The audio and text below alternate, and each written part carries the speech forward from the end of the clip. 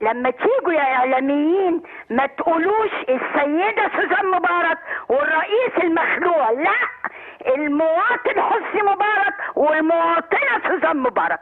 الحاجه الثانيه انا بتوسل اليكي ما تقطعيش عني الخط. لا يا فندم، تحت امرك. بتوسل اليكي، تحت امرك، اتفضلي. العفو، انا اتفضلي. عايزه الاستاذ اللي بيدافع عن المواطن حسني مبارك، اكيد حضرتك مفيش حد عندكم عنده سرطان، عنده فشل كلوي، عايش في العشوائيات، معاش والدتك بيكفيك ويفيد، بتاكل تفاح، بتشرب ميه نظيفه.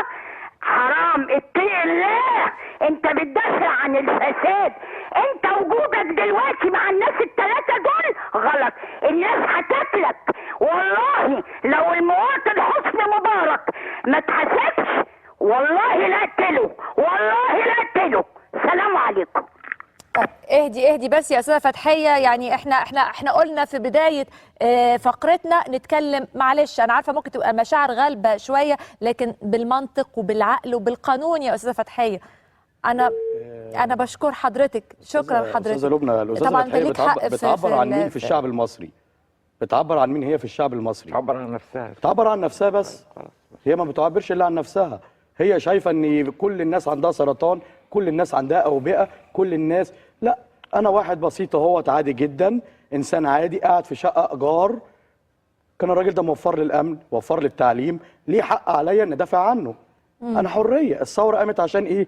الحريه والعداله. فين الحريه والعداله؟ لا معلش، هو في خبر عاجل عفواً حضراتكم هتكونوا شايفينه دلوقتي على الشاشه، انه تم استدعاء عمرو خفاجه رئيس تحرير جريده الشروق واثنين صحفيين اخرين ده للنيابه العسكريه للتحقيق معاهم بسبب الخبر اللي تم نشره في الشروق انه في عفو عن الرئيس مبارك او خطاب هيلقيه الرئيس السابق مبارك، وبالتالي يطلب العفو والصفح من الشعب المصري. هنكمل مع حضراتكم لكن بعد الفاصل.